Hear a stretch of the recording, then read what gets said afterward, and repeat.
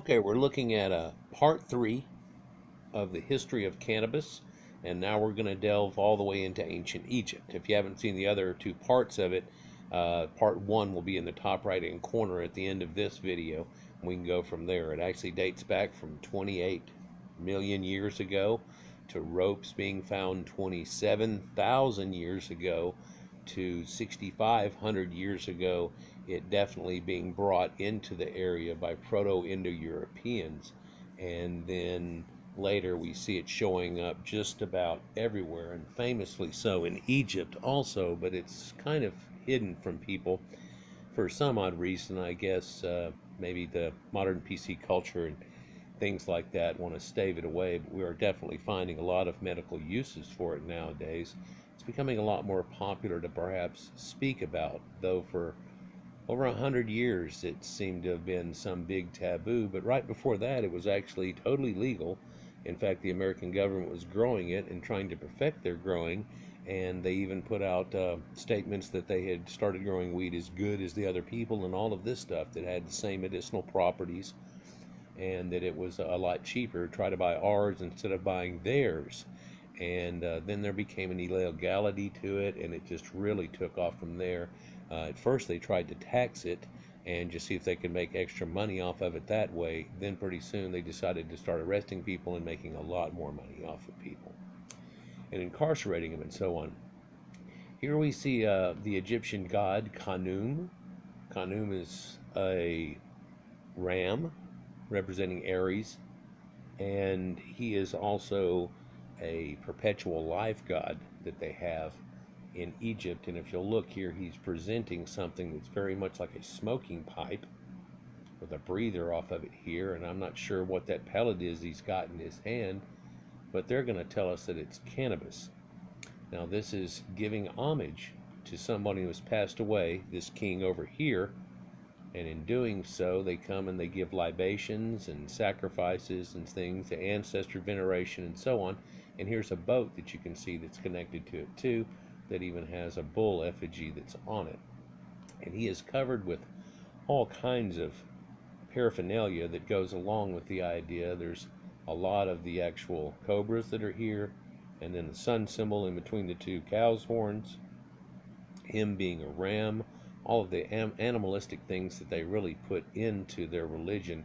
It shows kind of the end of shamanism and the start of a modern era. And I think that we study it so much because of this type aspect, but then these exact aspects aren't looked into very much, but we're about to, so let's go. So, a versatile plant. What were the many uses of cannabis in ancient Egypt? Well, cannabis is widely considered to be one of the most widespread options when it comes to medicinal herbs. However, in ancient times, the plant's popularity was far greater, and its use much more common in different aspects of regular life, and in many societies, as I've shown.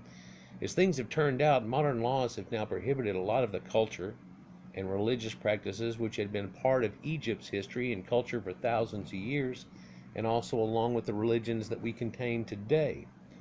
It wasn't easy to unearth the history and evidence to support these claims, but now that it has been done, let's take a look at some of the ways in which the ancient Egyptians used cannabis. Cannabis is a medicine in ancient Egypt. Ancient Egyptians had uncovered the use of the medicine properties of cannabis even beyond what modern medicine science has been able to do so far. The Ebers Papyrus was written roughly around 1550 BC and is one of the oldest finished medical textbooks to have ever been found so far. It mentions a number of formulas which make use of hemp to alleviate pain and inflammation caused by various diseases and injuries. Apparently, women in particular use marijuana as a way to wave off depression and other psychological problems in the early days of Egypt. And here's a look at that papyrus we're talking about, and you can see certain things are done in the red ochre, other are done in the black, and that has a symbology to it that almost gives it a magical spell type effect that is just in medicine. So medicine was definitely magic a long time ago, and the things that could do something. I mean, if you had a headache and somebody could give you a little something and then you'd quit having a headache, that was magic. They could take away your headache. How can you do that? So you can imagine things that come out of this sometimes, and the way it works. And then some of it is psychological too, but then you notice and feel a change. This goes with it. They say, ta-da, okay, you got it. And then you go, oh, I got it. And you do have it. And sometimes it can help set you back on track and things like that. There's a lot of things that can come out of this. That's the Ebers papyrus from National Library for Medicine. It's found in Egypt in the 1870s. This prescription for an asthma remedy has also been prepared as a mixture of herbs heated on a brick so that the sufferer can inhale their fumes. So was pot trying to be a cure for asthma? And let me tell you, whenever you inhale smoke, that's probably not a good idea for an asthmatic. But then again, you take that Primatine and it'll just about choke you if you're not used to it. But after you do, within a few seconds, it'll open back up your breathing passages. And people have noted that they had asthma. I've known people that have had asthma, and they say after they smoke, they'll cough, and then they breathe better than ever for a while. It's kind of weird. I don't know how it does, but it may have something to do with aspiration. I don't know.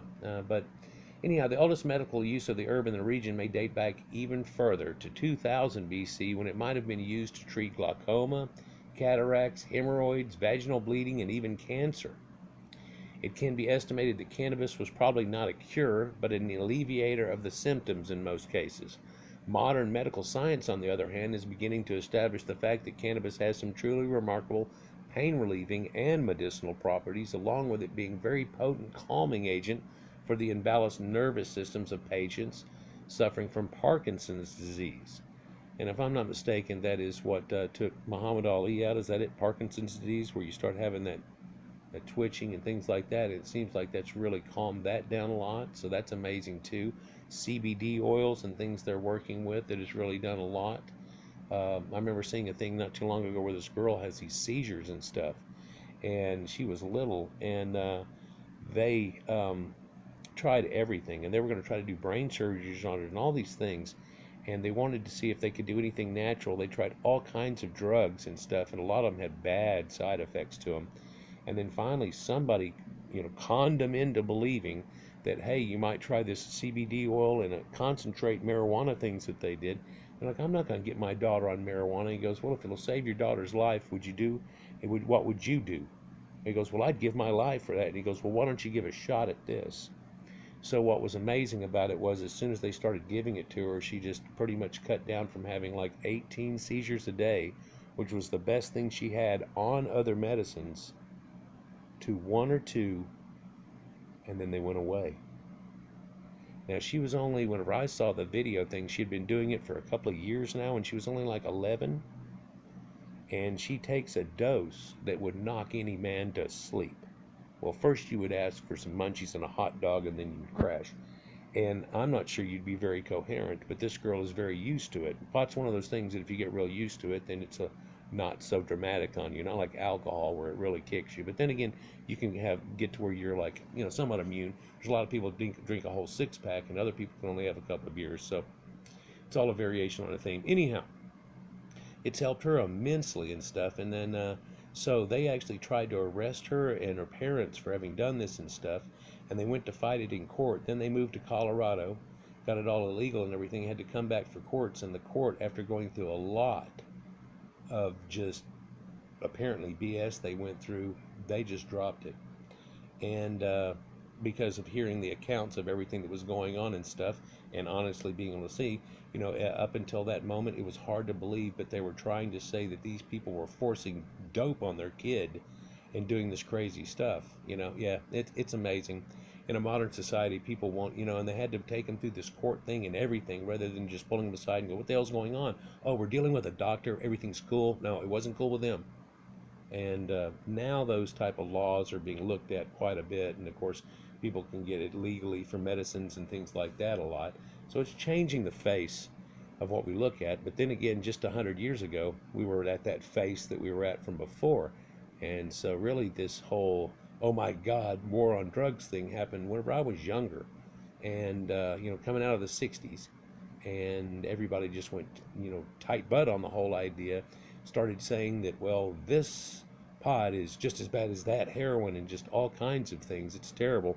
And we ended up with millions of people in prison over it and stuff like that. But let's get back to Egypt here. Cannabis in Egyptian religion and culture. When the mummy of Pharaoh Ramses II was uncovered and examined back in 1881, traces of cannabis in the remains was the last thing anything was expected, but it was there. And actually, I've got a video that shows that they eventually tested it too, and he ended up having cocaine and tobacco in his system also, along with cannabis. And they re-verified it a few times, and then they checked other mummies, and a lot of other mummies showed up this. And the anomaly, now here, check it out. They actually, whenever they talk about this, they don't say cannabis again, but they will mention the cocaine and the tobacco because it doesn't exist in the old world. It's only in the new world, so how did they possibly get it? And this is one way to verify some type of transatlantic trade that I've also done videos about. Since then, a lot of uncovered mummies have shown similar traces of the herb in their systems, confirming the suspicion that cannabis was indeed part of the regular culture in ancient Egypt. And so here's an interesting thing is they show this, and whenever they show this sacred rod here, this is generally like a king's age and a year, and it has to do with that and longevity. Generally it's sitting on top of a toad all the way up until more modern times, and then some depictions of it show like a mouse, and they had this mouse thing that they went with for a while. And again, in my D&D thing, there's this whole thing with a mouse and stuff that works with it too pretty well.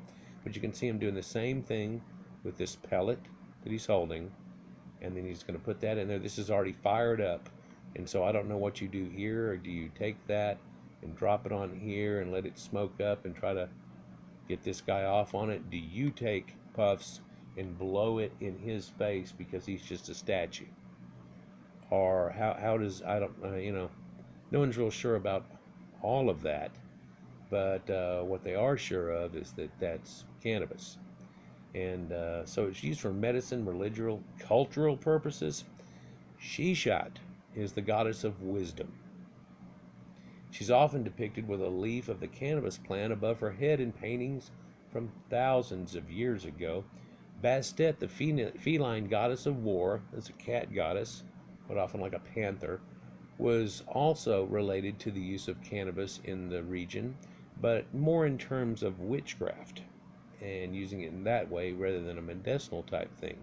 Indeed, there are other ones that talk about women in childbirth and all these types of things and using medicines for them so they're alleviated. So just like they give women a saddle block today, back then they would give them something that would calm them down. And also, nowadays we're like, you wouldn't get drugged up whenever you're having a kid. Oh, you still do. It's just this super little shot thing and the deal in your back and your spinal cord and all that type of stuff. But yeah, it lights you up pretty bad, and if you're sharing with that kid, it still gets it and stuff. So you can try to have the kid natural, but due to your pain that you go through, we still do utilize something that's actually much more stronger than what they used and more exactly, boom, defined versus something that they had. But anyhow, evidence also suggests that worshippers may have consumed marijuana in one form or the other during certain religious festivals and rituals. And so we're going to look at Seshat here in a minute too.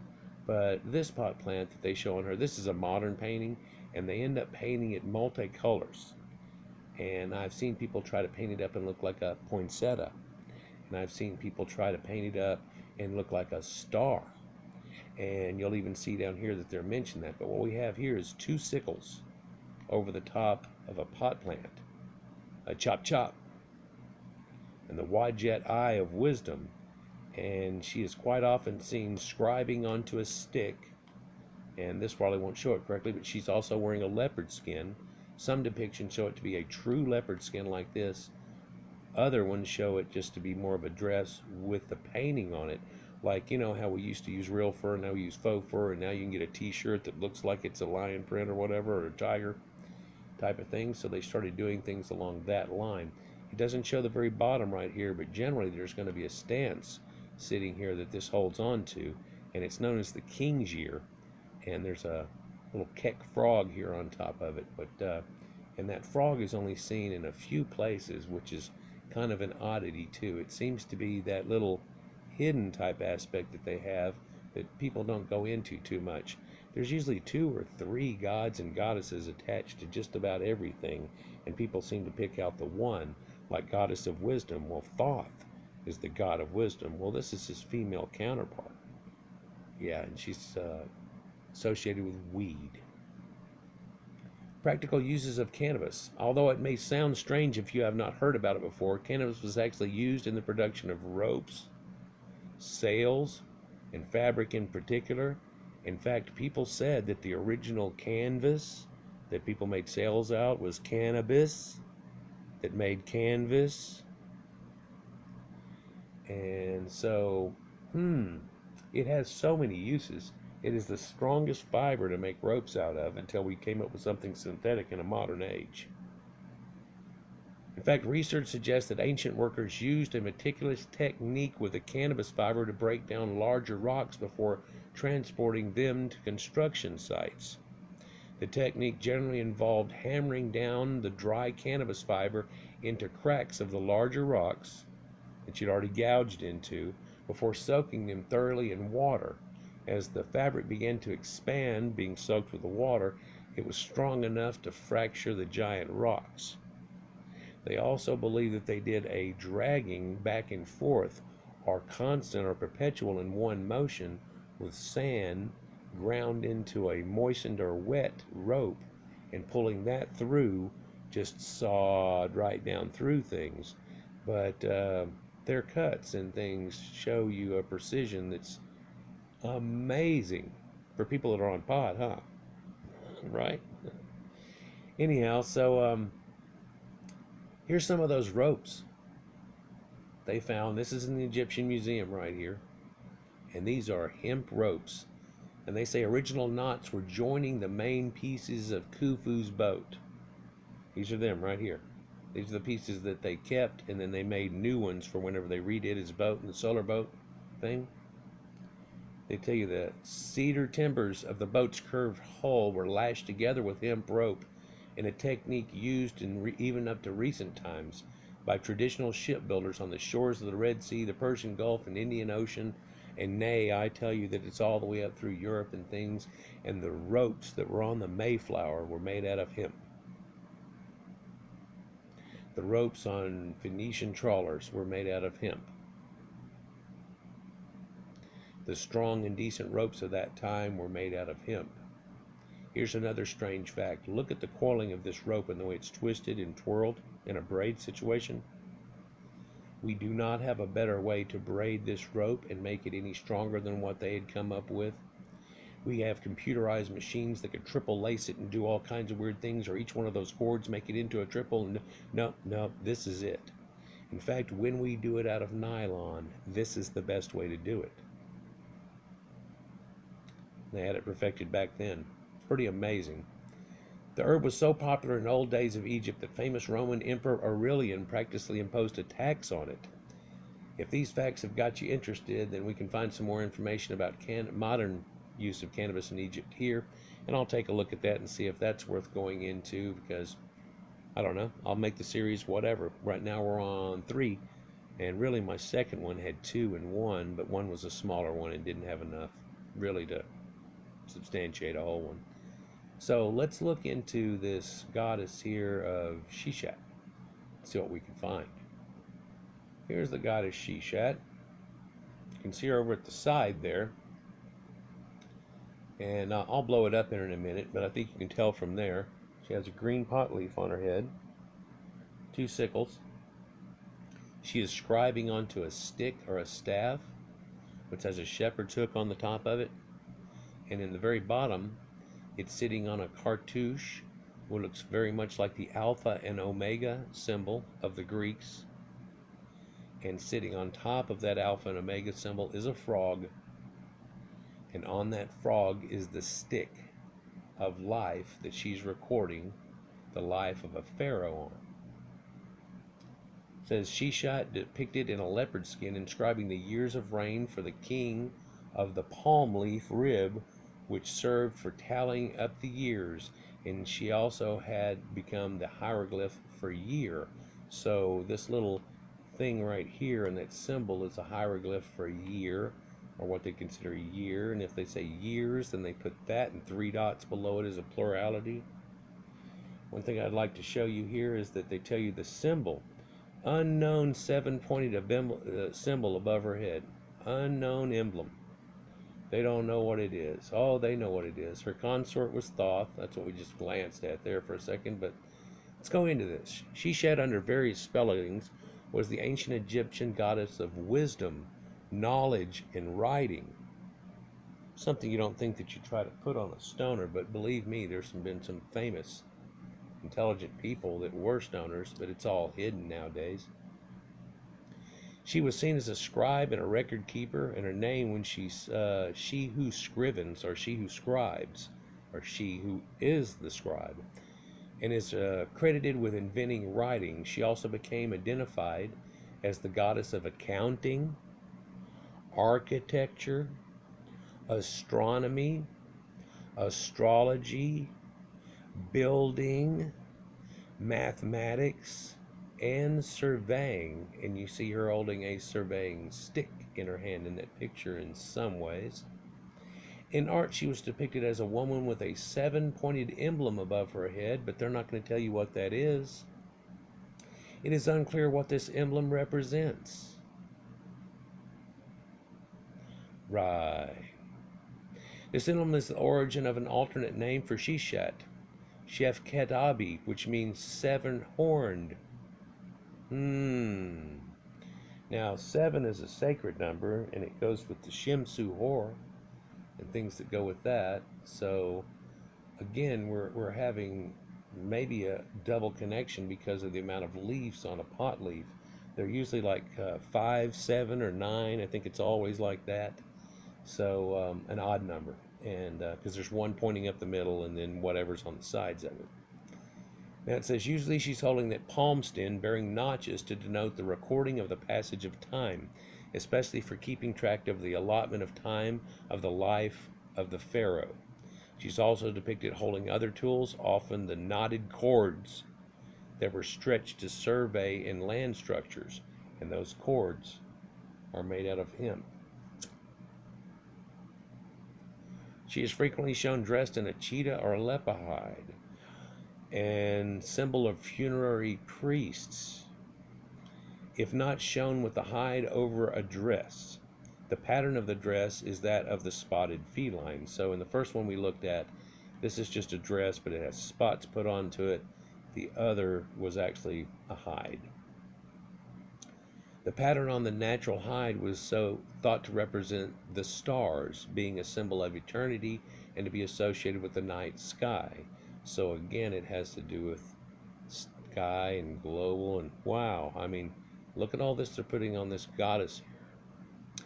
As the divine measurer and scribe, Seshat was believed to appear to assist the pharaoh in both of these practices. It was she who recorded by notching her palm the time allotted to the pharaoh for his stay on earth. Seshat assisted the pharaoh in the stretching of the cord ritual. This ritual is related to laying out the foundations of temples and other important structures in order to determine and ensure the sacred alignments and the precision of their dimensions. So when we talk about how precisely the pyramid is laid out, now we can see there's something that goes with that. It's relating to this too, believe it or not. Her skills were necessary for surveying the land after the annual floods to reestablish boundary lines.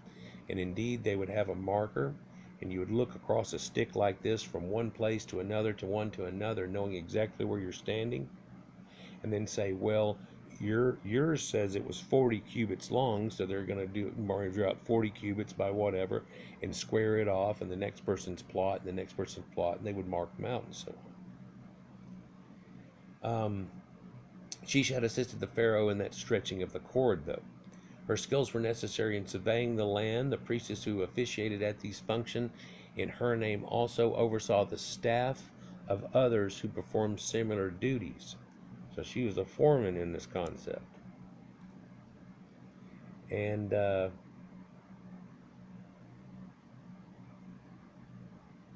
reading through here. I'm sorry. The priestess who officiated those functions in her name oversaw the staff, and they were trained in mathematics and on the related store of knowledge. She was also responsible for recording the speeches the pharaoh made during the crowning ceremony and inventory of foreign captives and goods gained in military campaigns. And in some of the wall inscriptions, you will see there her scribing down what they got. During the New Kingdom, she was involved in the Sed Festival. Sed Festival's kind of neat. It's after a pharaoh's 30 years old, isn't it? And Sed Festival, ancient Egyptian ceremony, celebrated the continued rule of a pharaoh. The name was taken from the name of Egyptian wolf god. The name was Wapwapet or Sed. And they would celebrate 30 years of reign. Thoth, the reckoner of time and god of writing, who was also venerated as a god of wisdom, was closely identified with Seshat, with whom she shared some overlapping functions. At times she was identified as his daughter, at other times his wife. And we have that often. People always say, oh, that's inbreeding too, and all these things. No, they only have a certain amount of gods. And if you're saying that these aspects brought about a third aspect, then they ended up mating. Imagine, let's just look at it this way simply. If gods are otherworldly beings, then they have to mate to make more of their otherworldly beings. And so if we're going to make up a story or relate something to that, and then say, well, how did they come into being? Well, they are aspects of this. They came from this, right?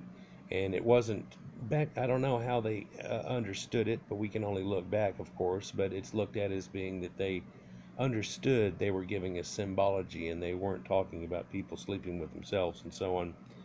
But then again, you look at the Bible story where it's Adam and Eve and so on, and everybody comes from that, right? If everybody comes from that, the first few generations of those were all inbreeding, right? There's no other way that could happen. Then again, that's not the way that went down, and I think I've shown you that in a few videos, but let's go on.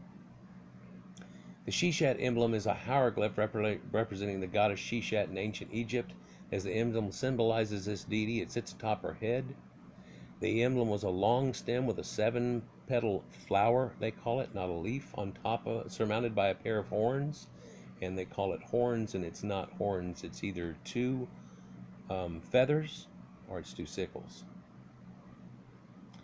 They tell you the emblem was a long stem with 7-petal flower on top of horns. The archaic form had 7 petals. The vertical shaft as 8 as a vertical with 2 cross lines, 4 as a star, and 1 horizontal 2, giving 7 plus the 1 vertical shaft, and surmounted by 2 enclosing sickle-shaped signs, 2 falcon feathers on top. And no, you can put all that symbolism on it, and you could look at a pot leaf and say that has all that symbolism in it. It has the X and then a leaf going up, and there's another leaf going out on either side, so it's an X transposed by a plus mark, right? Plus on top of an X.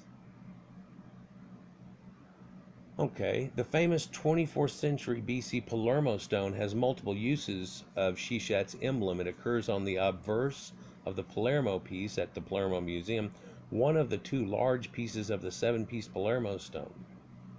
It is used on the obverse, row 3, row 6 rows, and is used twice in the King Year record 34 and 40 of King Din. It's also used elsewhere in the stone for god Shishu. And so now we have that Shu again in there with the Shu Nun, and it makes another connection somewhat in these names that are extremely connected. And then Sheshu's feminine point would actually be Seshat, and that would be the male counterpart of Seshat. And so it's male and female plants, if you will. And so the Palermo stone is reading approximately a year to create a statue for Seshat, statue for Mafdet. The year King Year 34 register as the clearer of the two styles of Seshat emblem, with larger spacing between the two vertical feathers. Note, Gardner font reads left to right. The Pomelo stone, though, is written opposite, right to left. A large wren pet hieroglyph for the year precedes the register and forms the starting boundary. And this wren pet that we're talking about is the one for the year, and it is the curved over palm tree and the stick. And it signifies what? It's often referred to as the mistress of eternity, also personifying fertility, youth, and spring, plants growing and stuff. Yep. The glyph regularly appears on monuments.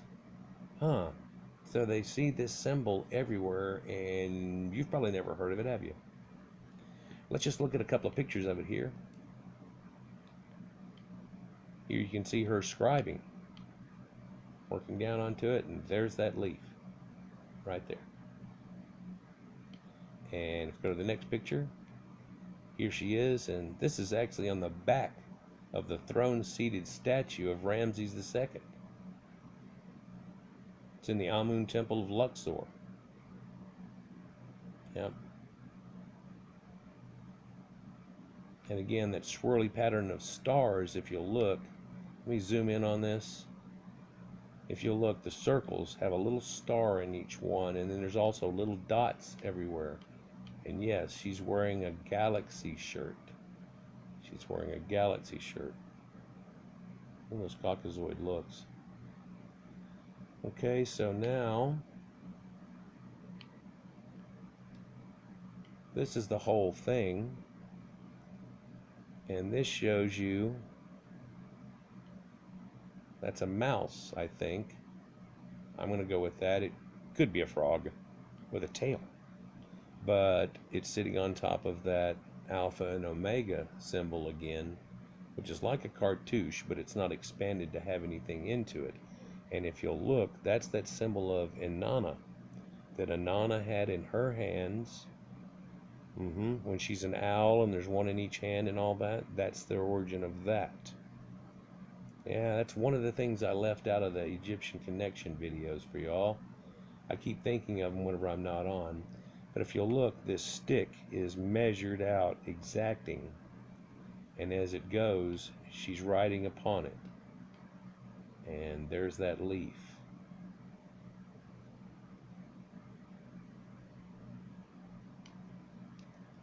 One more picture. This is the one that's Karnak Temple Palace, on the side of the Temple of Karnak. And again, that same stick. And here's that little smoke pipe, water line. And then here she is writing or scribing onto the stick the reign of a king again. Pretty interesting. Let's see, she's on the side of a Ushabti box, one of the death boxes here with Osiris. And there's that symbol right there that they talk about keeps showing up over and over again. And it carries all the way through, and it doesn't have an end, and it seemed to start before the land even really got going. There are some that say that looks a lot like Astara. It's her painting here, her scribed stick. That's not a pot leaf, but she's inscribing it on the wall. I don't know what this new format is. I can't just zoom in on photographs anymore and stuff of it, but yeah, you can see these pictures and these leaves that are everywhere. Here's another picture that shows her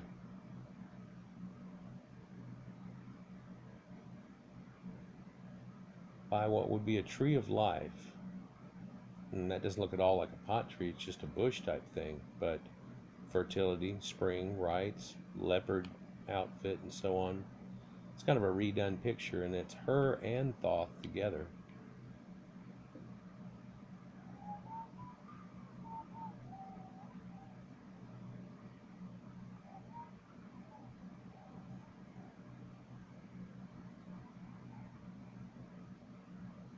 Thousands of depictions of her, but they just try to say that's a star on top of her head.